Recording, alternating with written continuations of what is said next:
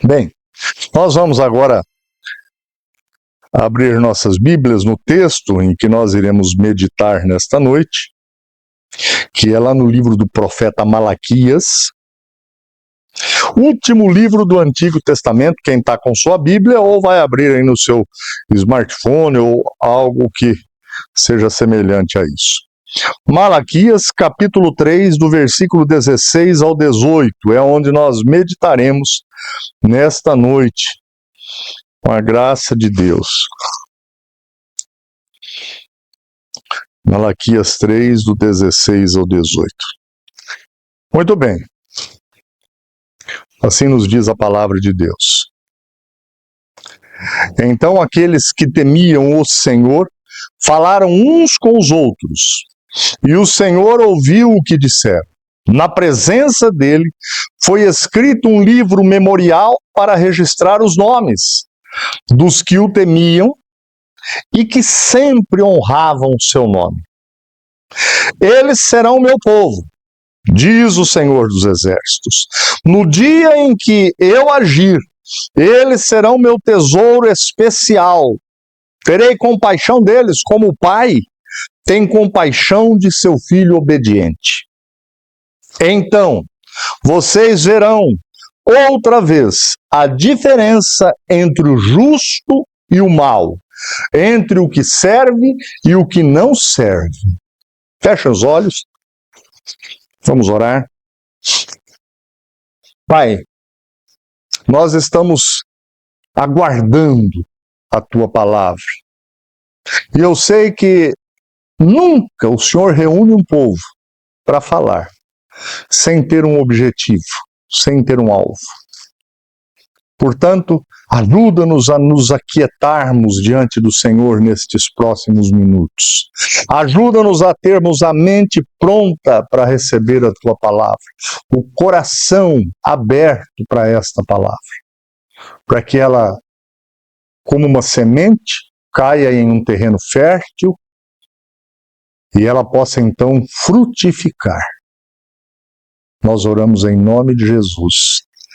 Amém.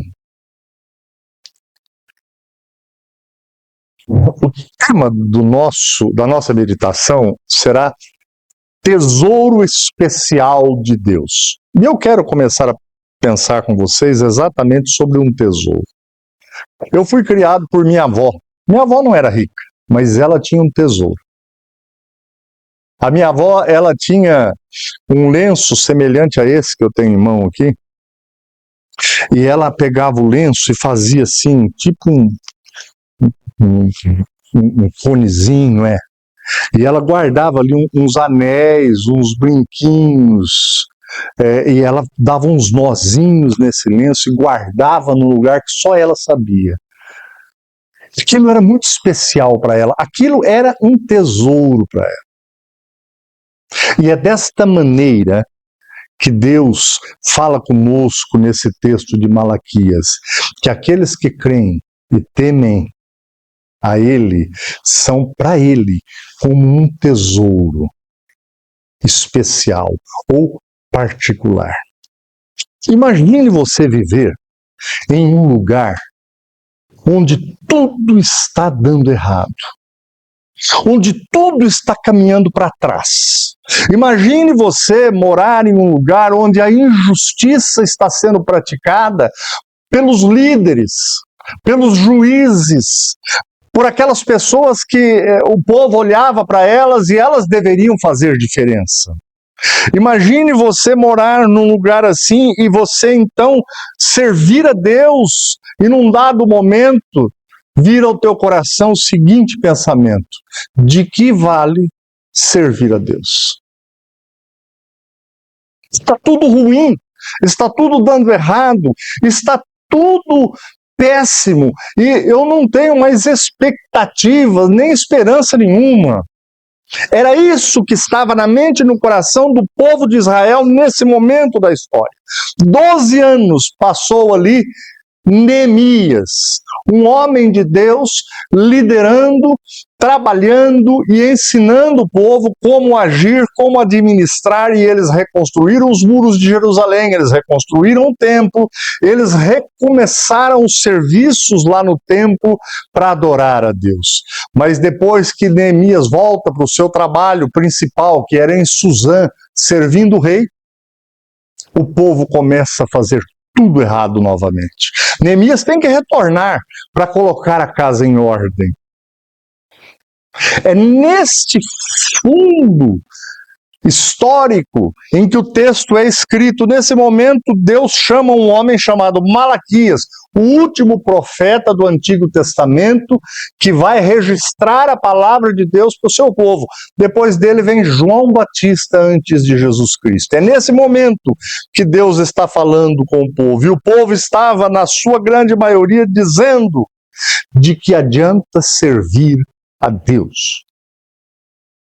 Não sei você, eu já ouvi esta frase de outras pessoas.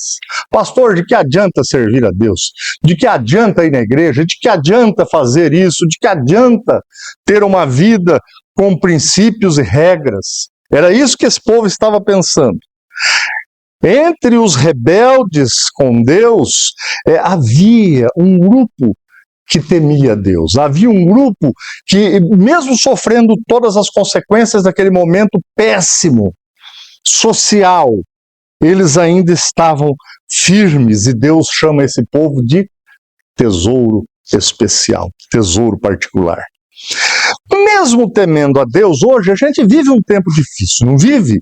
A economia não está do jeito que a gente queria, a política não está do jeito que a gente queria, a gente olha para o judiciário, é uma decepção há tanto tempo já na vida do povo, e às vezes você olha para a igreja, e a igreja também é uma decepção em alguns casos.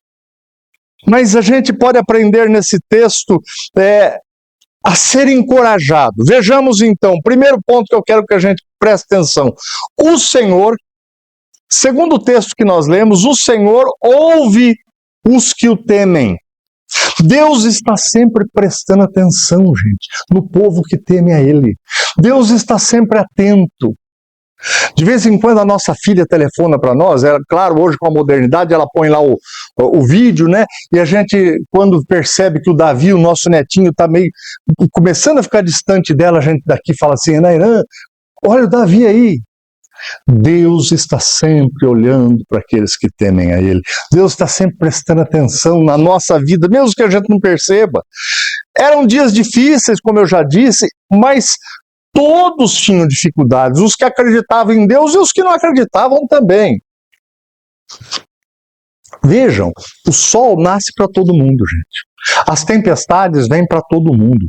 A geada vem para todo mundo, vem para quem tem plantação, gente que crê em Deus e gente que não crê em Deus. Assim Deus fez todas as coisas. E o povo dele estava debaixo daquela dificuldade, enfrentando lutas. Talvez eles estavam conversando exatamente sobre isso quando o texto diz que Deus os ouviu falando. Talvez eles estivessem dizendo, está difícil, parece que Deus não está ouvindo a minha oração, parece que Deus não quer responder para nós. Eu não sei, aqui eu estou conjecturando, né? Eu acho que Deus não liga mais para nós, mas eles ainda temiam a Deus. Jesus teve que ouvir antes de ir para a cruz o seguinte: você é filho de Deus? Se você é filho de Deus, desce dessa cruz. Livra-te a ti mesmo. A pergunta parece-me ser muito honesta. Ela é de uma lógica avassaladora. Se você é filho de Deus, desce da cruz. Mas Jesus estava se oferecendo como o Cordeiro de Deus para salvar a mim, para salvar a você, para salvar a nós. Ele não podia descer da cruz. Ele tinha um plano que foi feito lá na eternidade. Vejam, os planos de Deus, os decretos secretos de Deus, eles não são mudados. Este povo estava vivendo um momento terrível, mas acontece que Deus não muda os planos dele. Às vezes, na nossa vida, a gente passa por algumas estradas que não são agradáveis, por alguns períodos que são terríveis. Mas mesmo assim, Deus não vai mudar os seus planos, porque é nesse momento difícil que talvez a gente mais aprenda com Deus, que talvez a gente mais seja mudado, transformado, tratado por Deus. A gente não imagina, mas alguns de nós somos soberbos, somos arrogantes, em alguns momentos somos orgulhosos, e Deus não quebra soberba, arrogância e orgulho com coisas tão boas e agradáveis, não. Isso precisa de um tratamento mais firme. Por mais difícil que às vezes sejam nossas lutas, se cremos em Deus, seus planos são bons. No tempo de Malaquias era o que estava acontecendo. Diz o texto que eles falavam: de que adianta servir a Deus? Irmãos, uma coisa que a gente precisa aprender para sempre: não podemos ser nem precipitados e nem murmuradores a Deus. Lembram de Jó? Jó, nos seus piores sofrimentos, quando perdeu tudo, perdeu os filhos, estava doente, Jó sempre perguntou para Deus o porquê que aquilo estava acontecendo, por que Deus estava permitindo aquilo, mas ele nunca murmurou contra Deus. A murmuração é pecado e não traz nada de bom para nós. Quando começamos a murmurar, a reclamar, a gente só atrai coisa ruim para o nosso lado.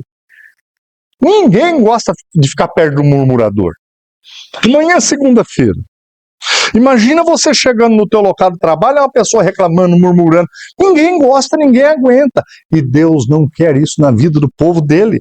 Devemos ser crentes, crer em Deus e na fidelidade de Deus. O texto nos diz que ele ouviu os que o temiam. E ele mandou escrever um memorial, um livro de recordações com o nome de todos aqueles que estavam temendo a ele. E o texto é maravilhoso, que o texto diz que aqueles honravam a Deus e o temiam para sempre. Não era só no dia em que uma coisa boa aconteceu em suas vidas, não era só no dia da alegria, sempre eles honravam e temiam a Deus. No dia mais difícil para você e para mim, nós devemos continuar honrando a Deus, com aquilo que a gente faz, com aquilo que a gente fala, e temendo a Deus. Algo está muito difícil, muito distante, muito improvável na sua vida. Clama a quem pode fazer alguma coisa. Clame a Deus. Segundo lugar, o Senhor guarda os que o temem. A história do povo de Israel como nação, ela é extraordinária. Israel, como nação, desde os tempos bíblicos até os dias de hoje, nunca saiu derrotado de uma batalha, a não ser quando estava em desobediência a Deus. A gente pega as últimas guerras enfrentadas pelo Israel de hoje, dos últimos anos, depois de 1948, que o Estado de Israel foi reconhecido, Israel enfrentou nações muito maiores do que ele. E nunca perdeu. Um paizinho pequenininho, um povo pequeno, o exército mais bem preparado do mundo. Isso não vem de homens, isso vem de Deus, isso não é um acaso. Diz o texto: eles serão o meu povo. Quem? Aqueles que temem, aqueles que honram a Deus. Os que creem em Deus em todos os tempos e em todas as épocas é povo de Deus. Quem aqui crê e teme a Deus? Levanta a mão. Você é povo de Deus. Não volte para casa hoje ou durma sem lembrar disso. Eu sou povo de Deus, assim como aquele povo do passado. Porque eu creio em Deus, eu temo a Deus. O texto diz, Senhor dos Exércitos. Esse tema, gente, aponta para uma verdade grandiosa. Naquele momento, quem tinha um exército forte, poderoso, dominava na região onde estava. E o título dado a Deus, desde o tempo de Abraão, é o título Senhor dos exércitos, o que está acima e comanda todos os exércitos. Por isso que Israel nunca perdeu uma batalha quando estava obedecendo a Deus. Senhor dos exércitos é um significado espetacular para a minha vida, para a sua vida. Qual é a tua batalha maior hoje? Clame ao Senhor dos exércitos. Clame ao Senhor dos exércitos. Creia. A sua batalha é doença. A sua batalha é com os filhos. A sua batalha é financeira, com o teu trabalho.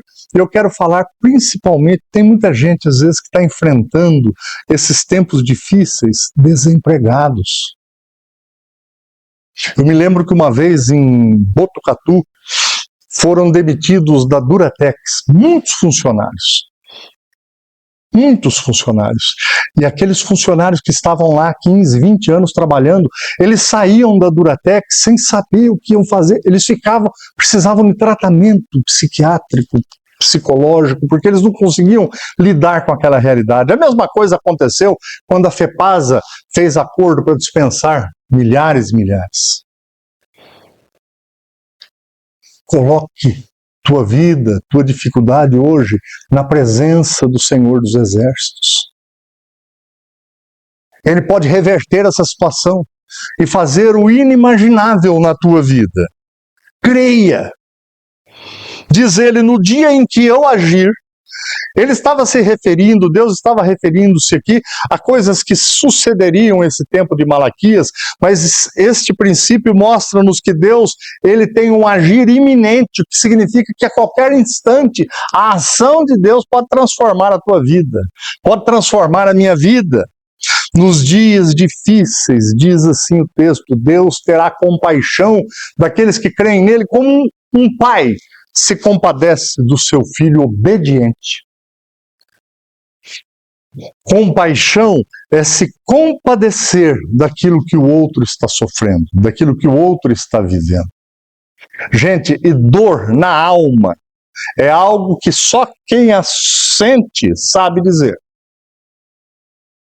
Ah, se existissem remédios para dor na alma.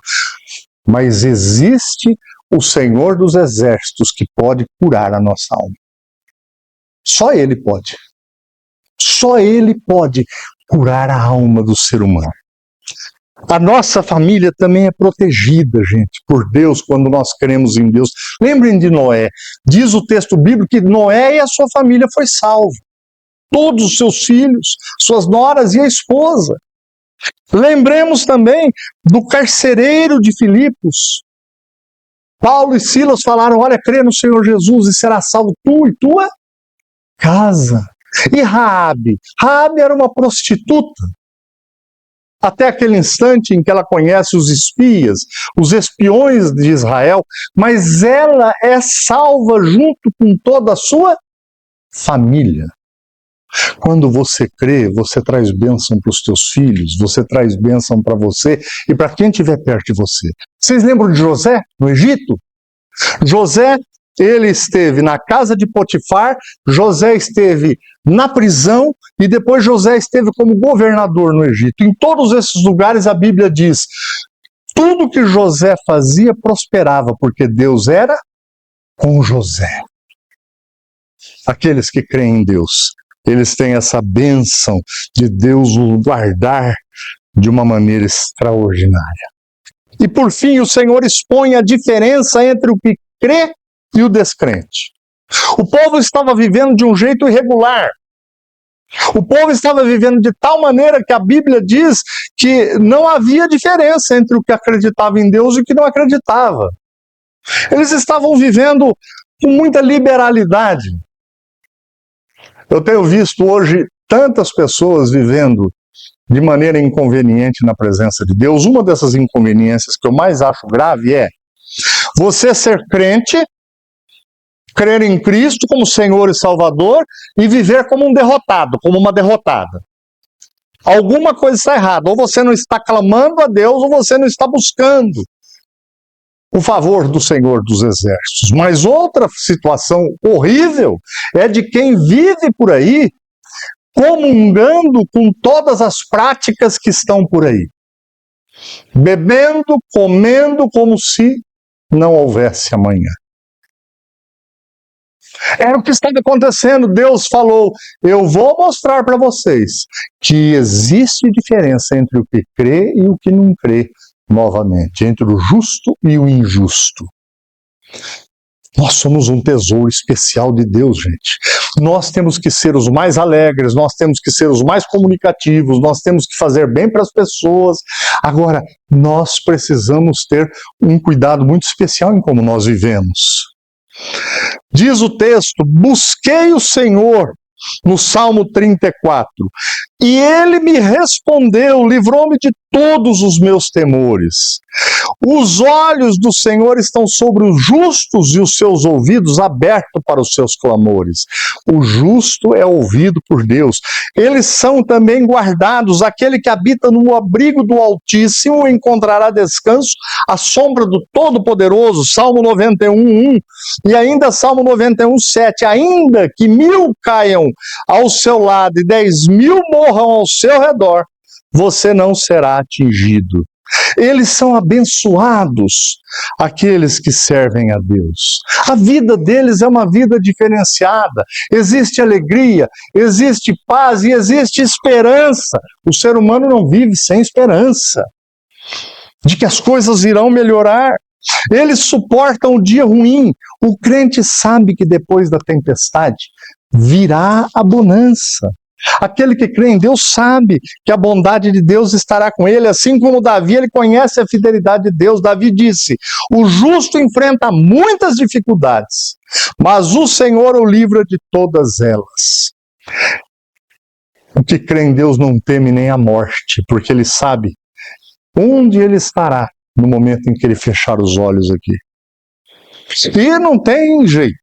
Um dia eu vou fechar os olhos para este tempo. Você também vai fechar os olhos para esse tempo.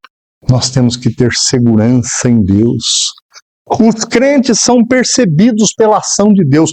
Quando o povo estava saindo lá do deserto, passando pelo Mar Vermelho que Deus abriu, diz o texto bíblico que os egípcios gritaram: não adianta, o Senhor está em favor desses homens e mulheres de Israel. Não adianta, porque eles perceberam, é só Deus para fazer o que está acontecendo na vida desse povo. Irmão, certa vez a rainha Mary da Escócia, ela disse o seguinte, que temia mais as orações de John Knox do que a todos os exércitos da Europa juntos. John Knox era um homem igual eu, igual vocês, mas ele era um homem que temia a Deus e o honrava. E ele, quando falava, Deus respondia. Nós também somos esses que podem clamar, que podem orar, que podem colocar a vida diante de Deus. A diferença maior que notamos na vida do crente é que ele busca fazer tudo para a glória de Deus. Quando ele recebe um troco errado, ele vai lá e tenta resolver aquele problema, porque não é dele o dinheiro. Quando ele pode ajudar alguém, está ao seu alcance, ele vai lá e ajuda. Para a glória de Deus. Ele trata bem sua esposa. Para a glória de Deus. A esposa trata bem o seu marido. Para a glória de Deus. Por isso que Deus vai falar lá pelo apóstolo Paulo o seguinte: se você trabalha para alguém, sirva essa pessoa como se você servisse a Deus. Para a glória de Deus. Como é bom ouvir quando alguma pessoa diz assim, ó, essa mulher, ela é diferente. Este homem, ele é diferente. Para a glória de Deus. Assim como Deus ouviu os clamores daqueles que temiam a Ele nos dias de Malaquias, Ele ouve hoje em dia. Qual é a área da nossa vida que precisa que Deus mude? Lembrem-se, somos um tesouro especial de Deus. Por fim, vamos sair daqui hoje comprometidos, nesta semana que se inicia, de vivermos de um jeito que agrade o nosso Senhor, que é o Senhor dos Exércitos. A nossa luta é dele. Ele está dizendo para nós hoje, confia em mim, porque eu vou mudar essa situação. Que Deus nos abençoe. Feche seus olhos. Vamos orar. Vamos colocar nossas vidas diante desse que ouve e manda fazer um livro de recordações. Coloca o nome desses aí para mim. Nunca seremos esquecidos por Deus. Pai, nós queremos, nesse instante, consagrar nossas vidas ao Senhor de tal maneira que esta semana possa ser diferente para nós. Que esta semana nós possamos experimentar coisas novas na nossa vida. Alguns de nós aqui estão precisando de novidade. E ninguém pode fazer algo desse jeito como o Senhor pode.